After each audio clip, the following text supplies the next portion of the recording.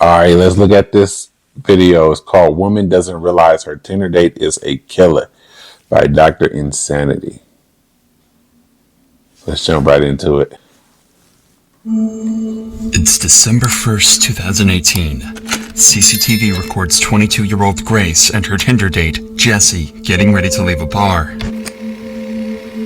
They had just met a few hours ago, but already they're about to head back to his place. From the outside, everything seemed to be going perfectly well.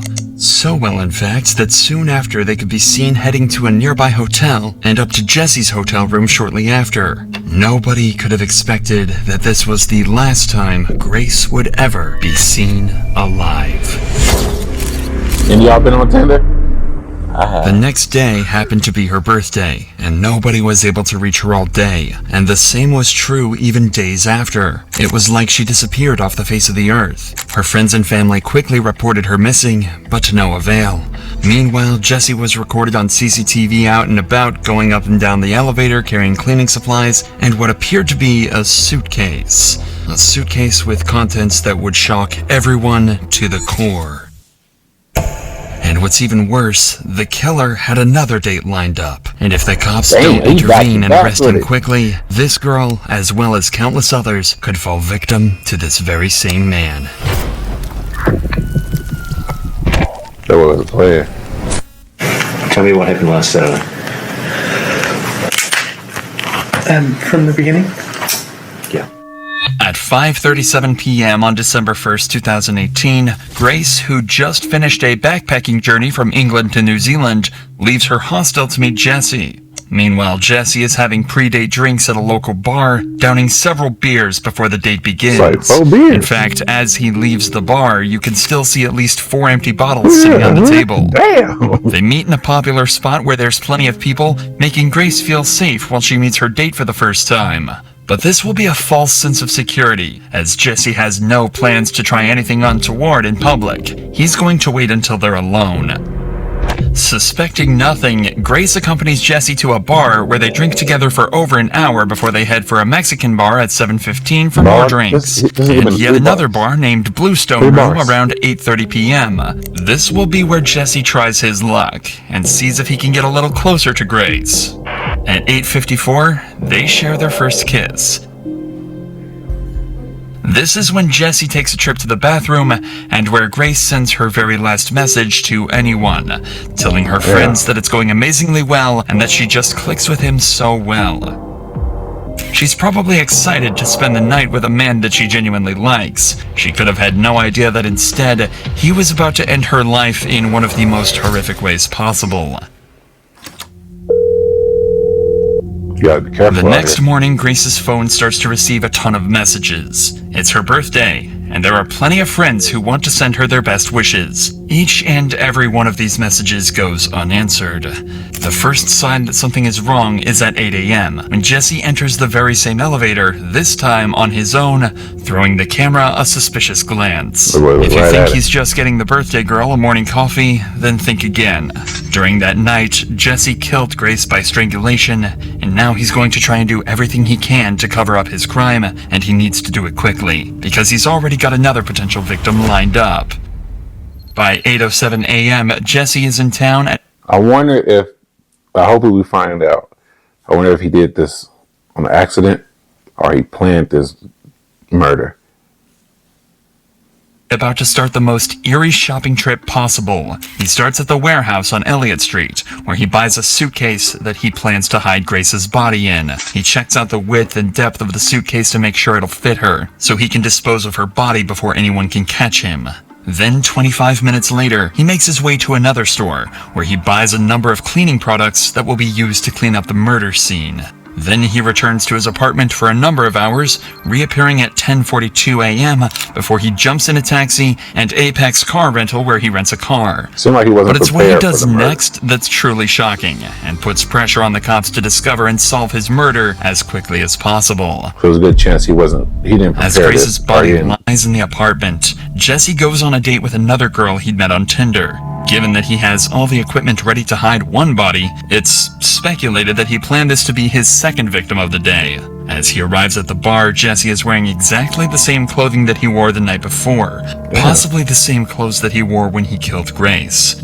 We're not sure whether Kempson was as pushy in his initial messages to this girl, but what we do know is that the conversation he struck up with her during the date not only brought up some major red flags, it downright terrified her. Allegedly, he wanted to talk to her about where to hide a dead body from the police. Right away, the date is over, and this girl's instincts may have just saved her life.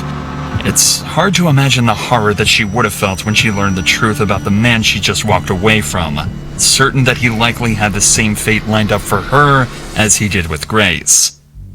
At 8:56 p.m., we can see Jesse carrying a piece of equipment back to his apartment. More precisely, it's a carpet cleaner, and he's going to try and use that carpet cleaner to try and remove any trace of Grace's presence at his apartment. He's even got 2 bottles of cleaner in his hand, making sure he's got enough to get the job done. 30 minutes later, and we're greeted with the product of all his hard work. He's about to try and hide the body. He reappears in the elevator with a trolley carrying several luggage bags, one of which is the suitcase that he'd bought earlier that morning. It's way too heavy to carry, as inside is Grace's dead body.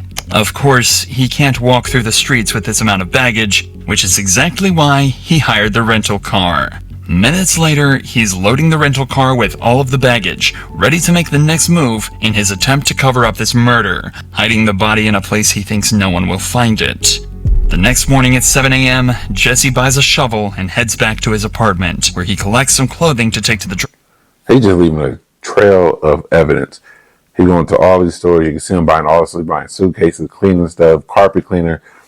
So it's all there. It's all laid out. They can see it all. Like I wonder what he was thinking. This could not have been a planned murder, because he was very unprepared and went to go buy everything after the murder happened. dry cleaners, destroying more potential evidence of his crime. But he's not done there, as he stops off at a random trash can, tossing a large trash bag inside. Then Jesse takes his rental car for a deep clean, paying particular attention to the rear of the vehicle, where he had stashed the suitcase containing Grace's body. And with that, his work was done. For the next 2 days, Grace's family and friends go through turmoil. Nobody has heard from her, she hasn't posted on any social media, and she isn't answering either of her two phones. Her family report her missing to Auckland police on December 5th. Grace's father, David, even flies to Auckland and makes a heartfelt appeal for his daughter's safe return. Grace has been missing for several days, and as a family we've been extremely concerned for her welfare. Do anybody who's seen, spoken to, or come into contact with Grace, come forward and contact the investigation team. With so much media coverage at the time, Jessie likely saw her father's appeal, and yet the family's pleas went unanswered. But Auckland police are about to use various methods to track Grace's last movements and find their main suspect in her disappearance. They're able to find out she was on a date with a mystery man, and after poring over hours of surveillance footage, they find the last person she was with, and track him back to his apartment. At 3 p.m. on December 5th, the cops turn up at the City Life Hotel, but they almost miss their man, as he eyes them in the lobby when he approaches the front door. Jesse thinks if he casually strolls away, he won't be noticed, but these eagle-eyed cops don't miss a trick and quickly apprehend him before he can make an escape. At this point, the smartest thing for Jesse to do is to own up to his crime, maybe try to play it off as an accident, and face the consequences. But he's not going to do any such thing. In the interrogation room, he plans to lie his way out of this, but he's completely unaware that the cops have already seen every move from the night of the murder and have about as much evidence as they could possibly ask for. At the start of the interview, he has no reason to lie, as he's just recalling the events before the murder. Tell us about Grace. So I was talking to Grace on Tinder. Yeah. We'd matched on Friday. I saw that we'd matched the next day on Saturday. And then we met at Sky City. They met pretty quick. And then we decided that we were going to Andy's Burger Bar, which is on the first floor. Not long into this interview, Jesse becomes entangled in his first lie, as he claims Grace was the one pushing for a date, when we already know he was the one trying hard to meet Grace in their initial messages. Whose idea was it to go to that particular burger place? Me. Because I didn't initially know that she was real. What do you mean? Well, there's a lot of... So have you heard of catfish? No. So catfishing is where someone uses your profile, uses your photos and pretends to be you and then meets, and you're a completely different person. Right. And it's on Tinder, it's all about the way you look. And so if they use more endearing photos, you're more likely to swipe for them. Okay. Yeah. How does meeting in a public place sort of protect you from meeting someone who's not as good looking as... Well, there's security there. So if she wasn't who she said she was, at least in my mind, I'd feel safe.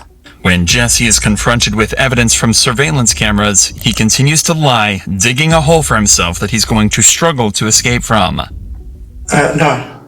I go down Victoria Street, straight down to the bottom, and then hang a left, and I head towards the viaduct. You go to the viaduct a bit? Yeah. Yeah. Yep.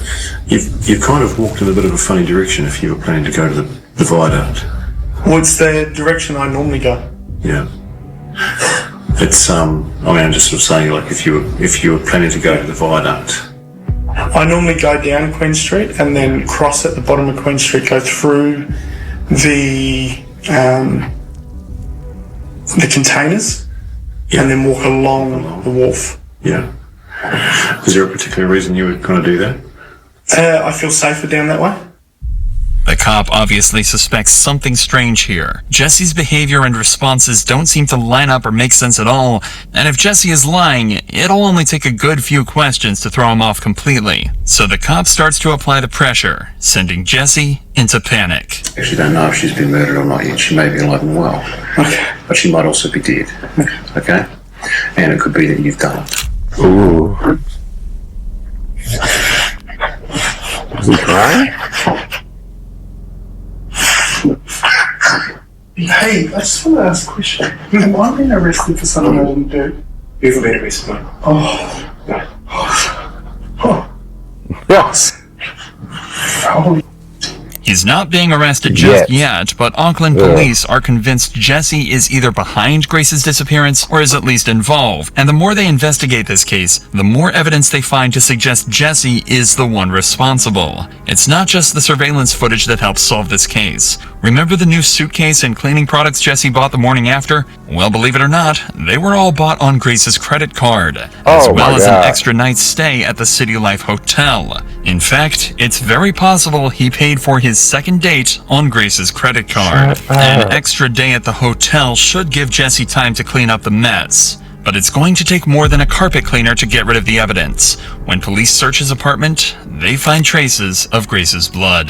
The credit card payments, the witness testimony, cell phone locations placing Grace and Jesse together, and the staggering detail found in the surveillance footage backed their suspect into a corner, and in his second interview on December 7th, they left Jesse no choice but to confess. A confession that would soon lead into one of the most interesting but troubling defenses ever used in court. Started talking to me about 50 Shades of Grey, which is a sex fantasy movie that's out. We started having sex. At first it was just normal.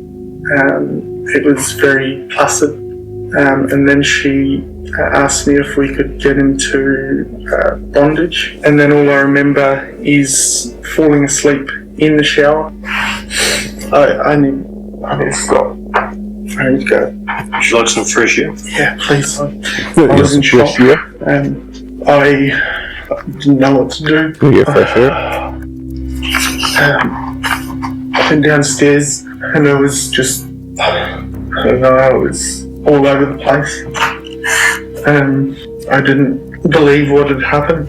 I was just terrified and scared. I thought that she had gone. I thought she had left. pathologist, specialist doctor will perform a post-mortem. They're very skilled at establishing people's causes of death. Understand that? I went to the warehouse at the atrium and bought a suitcase. I went back and I was just in shock because it just didn't seem right. I left to go and get cleaning products. So I messaged a friend and said I'll meet you at Revelry. After finishing drinks with her, I got back to city life. And all the time I just kept saying I'm sorry. And then I went downstairs and I grabbed the porter thing and I put the suitcase on top of the porter thing. I drove the hire car into Wilson's car park and parked it. I woke up the next day at about 5 a.m. Everywhere I go, hands turning, looking at me like whoa. And drove the car out to Cumu at first. I picked up a shovel from ITM at Cumu. I ended up driving towards the Waitakaries. I went into the bush, I dug a hole, I went and got the suitcase and I covered the hole and then I drove. Where is her possessions? I threw them in the rubbish. The rubbish. Whereabouts? Albert Park. Rubbish. Rubbish. Right. So what items of her property have been disposed of in Albert Park? Everything. All of her clothing? Everything that was in the room. Whereabouts did you clean the car? The outside of the car? I think it was in Henderson. I don't know West very well. Okay. And what did you use to clean the car? Water blaster thing from a car cleaning place. Did she have any injuries? Not that I can remember. I was just panicking. Did you inflict any injuries on her that caused her to die? No. Did you she kill bleeding? Grace Mullane? Or what was there to clean up? And you're under arrest for the murder of Grace Mullane on or about the 2nd of December. You understand? Yeah. Did you intend to cause her death? No. Are you ready to take us to where she is? The media called it the 50 Shades of Grey defense. The idea is that someone may consent to being harmed during intimacy knowing the dangers involved. If they made no indication to stop, then it would be seen as an accident, and the person responsible shouldn't face a murder charge. But this defense has always been seen as more of a scapegoat, used by lawyers to try and get their defendant off with a lighter sentence, which in this case would be manslaughter. This doesn't change what happened after Grace's death, and the disturbing series of events uncovered during the investigation. From December 1st, the day before the date, all the way to December 7th, cops found Google searches made by Jesse looking for a place to hide the body. He'd also taken photos of Grace's body before and after he packed her into the suitcase. They found Grace's body on December 9th, 2018 in the Waitakere Ranges just outside of Auckland. It was determined that she was strangled and had bruises on her arms and chest consistent with being pinned down. In New Zealand, there's no such thing as first-degree or second-degree murder. All charges are treated the same, carrying a life sentence. Ooh. That meant there was no investigation into the premeditation. All that mattered was if Jesse killed her or not. It was that simple. Damn. Jesse maintained his innocence, but was eventually found guilty. And on February 21st, 2020, he was sentenced to life in prison with a minimum non-parole period of 17 years. After his trial, 2 more women came forward and claimed Jesse had sexually assaulted them after they met him on Tinder. He was found guilty on those charges as well, adding another 11 years to Doesn't life matter, he got added life. to his sentence. Meet Luke's outdated light. That was a good one. That was gotta watch them Tinder dates, man. Watch them dates. Be safe. Catch you guys on the next one.